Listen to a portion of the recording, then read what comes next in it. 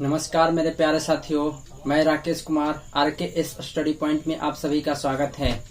एक छोटा सा रिक्वेस्ट, यदि आप चैनल पर नए हैं तो मेरे चैनल को सब्सक्राइब कर दीजिएगा। तो चलिए आज हम लोग पढ़ेंगे क्लास 10th का जो 3rd चैप्टर है, जो क्या है इसका अति सुधो स्नेह कुमारक है, वो घनानंद द्वारा लिखा गया है। ये काव्य खंड का 3रा चैप्टर है हिंदी का, जो 10th क्लास का है बिहार बोर्ड का।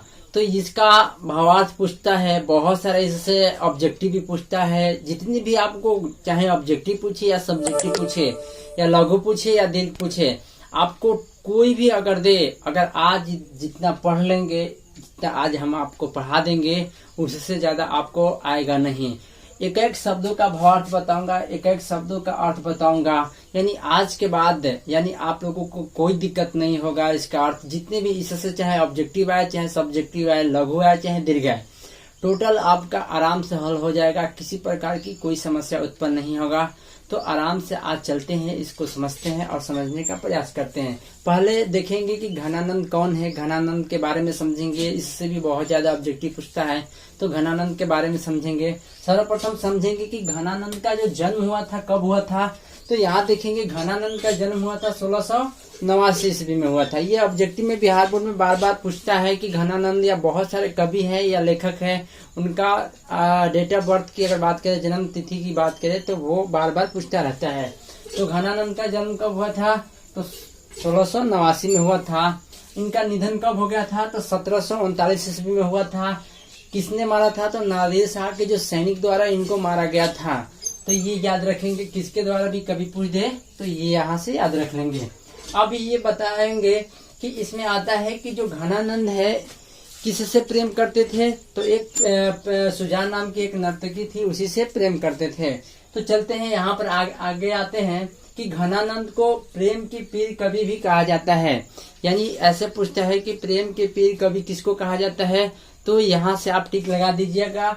घनानंद को बहुत सारा कवि का नाम देगा, तो उसमें आपको क्या लगाना है? घनानंद लगा देना है। तो चलिए यहाँ पर आगे आते हैं कि ये भी पूछता है कि घनानंद की भाषा कैसी थी। तो घनानंद की भाषा की अगर बात करते हैं तो उनका भाषा ब्रज भाषा था। तो यहाँ से कर लेंगे ब्रज भाषा, कोई डाउट नहीं। आगे आते हैं, यहाँ देखते हैं कि घनानंद के प्रमुख ग्रंथ, यानी ग्रंथों की अगर बात पूछते हैं, ग्रंथों का भी पूछता है कि घनानंद का ग्रंथ कौन है, या इस तरह का सुजान सागर, विरह लीला, रसकेली, बल्ली, इनमें से कोई एक दे देगा, बोलेगा कि ये किसकी ग्रंथ लिखा गया है, किन्होंने लिखा है। तो आप लगाएंगे घनानंद। यानी कौन है? सुजान सागर, विरह लीला, रसकेली, बल्ली है। तो ये ऑब्जेक्टिव का था, इससे भी ऑब्जेक्टिव आता है, लेकिन अभी पहले इसको समझ लीजिए ऑब्जेक्टिव का, और इसका भावार्थ एक एक शब्द का बताने जा रहा हूँ। आप यहाँ से समझ जाइएगा तो किसी प्रकार का कोई दिक्कत होने वाला नहीं है। चाहे कोई भी प्रश्न दे दे, कहीं से भी दे दे, आप आराम से उसको हल कर सकते हैं। तो चलते हैं, पहले यहाँ समझते हैं। देखिए, 2 पार्टों में बांटे हुए हैं। पहला पार्ट है अति सुधो स्नेह कुमारक है, और दूसरा पार्ट है मोह अंशवाहिनी ले बरसो। ये 2 पार्ट में बांटे हुए हैं, दोनों का समझेंगे। देखिए, पहले तो ये बात समझ लीजिए थोड़ा सा इससे बताने से पहले कि जो घनानंदित है, वो सुजान नामक एक नर्तकी थी जो डांस करने का काम करती थी। उसी से इनका प्रेम हो गया था, और इनके जुदाई के गम में ये लिखा गया है कि जो प्रेमिका उनकी सुजान थी, वो उनको कदर नहीं कर पाई थी, उनको छोड़कर चली गई थी। इस वजह से वो अपने गम के मारे, जो अपने पीड़ा के माध्यम से ये अपने यहाँ पर कविता को लिखे हुए हैं। तो चलते हैं यहाँ पर समझते हैं क्या है। देखिए, पहला इसका शीर्षक है अति सुधो स्नेह कुमारक है। पहले इसका अर्थ जान लेते हैं क्या है। देखिए, अति सुधो स्नेह का मार्ग है। अति मतलब अत्यंत, सुधो मतलब सीधा होता है, स्नेह का मतलब प्रेम होता है, प्यार होता है, और मार्ग का मतलब मार्ग होता है, रास्ता होता है।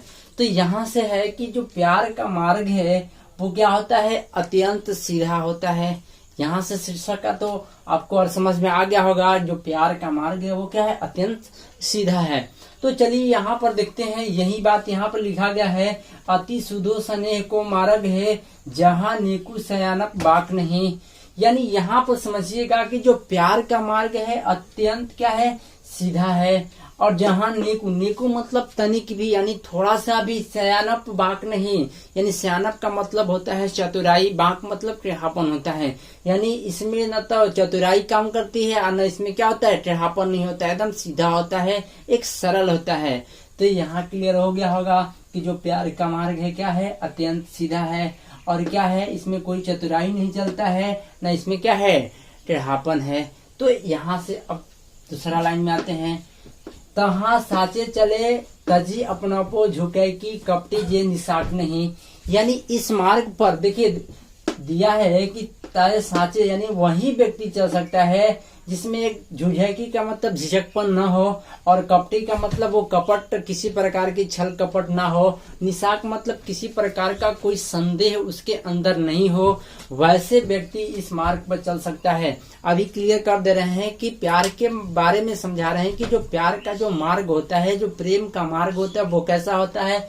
तो प्रेम का जो मार्ग होता है अत्यंत सीधा और सरल होता है, इसमें किसी प्रकार का कोई चतुराई या टेढ़ापन नहीं होता है।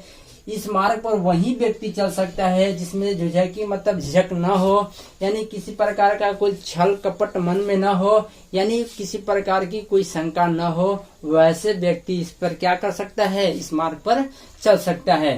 तो यहाँ से क्लियर हो गया होगा। अब चलते हैं इस लाइन पर। देखिए यहाँ पर बता रहे हैं घनानंद अपनी बातों को रख रहे हैं अपनी प्रेमिका को जोड़कर। तो देखिए यहाँ पर कि घनानंद प्यारे सुजान सुनो, यहाँ एक ते दूसरे आंख नहीं, तुम कौद हो पार्टी पढ़े हो, मन लेहू पै देहू छटाक नहीं। देखिए यहाँ बता रहे हैं कि घनानंद का जो प्यारे सुजान है, प्यारे जो सुजान से बोल रहे हैं कि तुम कौन सी ऐसी पाठ पढ़ी हो, तुम कौन सी ऐसी विद्या ग्रहण की हो कि केवल तुम ले सकती हो, दे नहीं सकती हो। देखिए यहाँ बोल रहे हैं ना कि प्यारे सुजान सुनो, यहाँ एक तो दूसरे आंक नहीं, जो प्रेम में एक दूसरे को आंका नहीं जाता है, यानी प्रेम में एक दूसरे को आंका नहीं जाता है। और तुम कौन सी ऐसी पाठ पढ़ी हो, कौन सी ऐसी विद्या पढ़ी हो कि केवल तुम ले सकती हो, दे नहीं सकती हो, यानी अपने आप पर बोले हैं कि केवल ज्यादा यही चाहते थे, लेकिन उनकी जो व्यथा, उनकी पीड़ा जो प्रेमिका उनकी सुजान थी वो समझ नहीं पाई थी। इसीलिए बोल रहे हैं कि कोई भी मनुष्य होता है उसको क्या करना चाहिए कि कुछ भी आप ग्रहण करें तो दूसरे को दे सके, ऐसी विद्या या ऐसा कोई पाठ ग्रहण करना चाहिए। ये नहीं कि हम अपने आप को ले लिए और दूसरे को दे नहीं सकते हैं। तो आशा करते हैं कि यहाँ तक समझ में आ गया होगा कि अति सुदोषण एको मार्ग है का अर्थ आराम से समझ में आ गया होगा, किसी प्रकार का कोई दिक्कत नहीं होगा। तो चलते हैं यहाँ पर दूसरा वाला जो कविता है इसको समझते हैं। तो देखिए दोहा इसमें है कि मोह अंशवाहिनी ले बरसे, यानी देखिए यहाँ पर बोल रहे हैं ना कि घनानंद अपनी बातों को बोल रहे हैं कि मेरे आंसू को लेकर जाकर बरसने की बात कर रहे हैं, ये इसका अर्थ हुआ। तो देखिए यहाँ पर परोपकारी की बात कर रहे हैं ना कि किसी भी व्यक्ति का अगर कोई भी सुख दुख बांटता है वो क्या होते हैं, परोपकारी होते हैं। किसी के भलाई करने का काम करते हैं वो क्या होते हैं, परोपकारी व्यक्ति होते हैं। तो अपनी पीड़ा परोपकारी व्यक्ति के पास पहुंचाने का काम कर रहे हैं और उसी के माध्यम से अपनी प्रेमिका के साथ अपनी दर्द को, पीड़ा को साझा करने की बात कर रहे हैं इसमें। तो देखिए यहाँ से समझिएगा कि पर काज ही देह को धारी फिरो, पर जन्य यथार्थ है दर्शन। देखिए पर काज ही का मतलब जो दूसरे के लिए जो देह धारण करता है, यानी परोपकारी व्यक्ति होते हैं। यानी परोपकारी व्यक्ति क्या होते हैं, जो पर्जन्य यथार्थ, यानी एक बादल के समान होते हैं। यानी बादल के क्या होते हैं, समान होते हैं। क्या करते हैं बादल, यानी जो परोपकारी जो व्यक्ति होते हैं वो किसके समान होते हैं, बादल के समान होते हैं। क्योंकि बादल क्या करता है, सबके घरों में, सबके आंगन में, सबके खेतों में वो बारिश ले जाने का, पानी ले जाने का काम करता है। यानी वो किसी का भेदभाव नहीं करता है, सबको एक समान देखता है। इसीलिए परोपकारी का जो तुलना किए हैं, एक बादल से तुलना किए हैं। तो परोपकारी व्यक्ति में क्या गुण होता है, वो क्या कर देते हैं, निधि नीर सुधा की समान करो, सभी विधि सजनता सरसो। यानी वो लोग निधि नीर का मतलब होता है समुद्र का पानी, यानी समुद्र के पानी, सुधा मतलब अमृत होता है। यानी समुद्र के पानी को भी वो लोग क्या कर देते हैं, यानी अमृत के समान कर देते हैं। और सब विधि से, यानी सभी जगह से वो क्या करते हैं, एक सज्जन व्यक्ति का परिचय देते हैं। कौन देते हैं, तो परोपकारी व्यक्ति देते हैं। अब आगे बता रहे हैं, ये तो परोपकारी के बारे में बताए हैं। अब यहाँ देखिएगा, बोल रहे हैं कि घनानंद जीवन दायक हो कछु मेरी पीर ही परसो।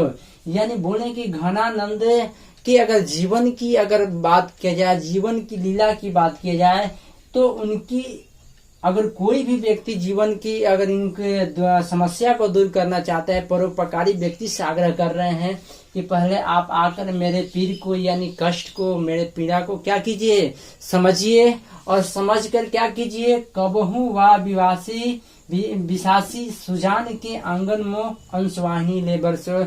यानी हमारे आंसू को अपनी प्रेमिका सुजान के पास घर में क्या कर दीजिए, आंगन में बरसा दीजिए, ताकि वो समझ सके कि अभी भी घनानंद उसको चाहते हैं, याद करते हैं, अभी भी उसी कष्ट में जी रहे हैं। यानी उसी पर परोपकारी व्यक्ति से बोल रहे हैं कि हे परोपकारी व्यक्ति, हमारी पीड़ा को समझिए आप, और हमारी पीड़ा को समझिए, समझकर हमारे आंख की जो आंसू बह रहे हैं, वो हमारे आंसू को आप बादल के माध्यम से उसके आंगन में बरसाने का काम कीजिए, और ये बताइए कि आज भी घनानंद आपको याद करते हैं, ताकि वो भी इनकी पीड़ा को समझ सके।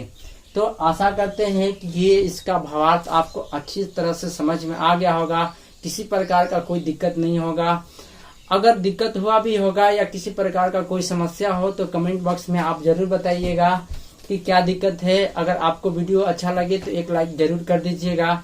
बस आज के लिए इतना ही, धन्यवाद।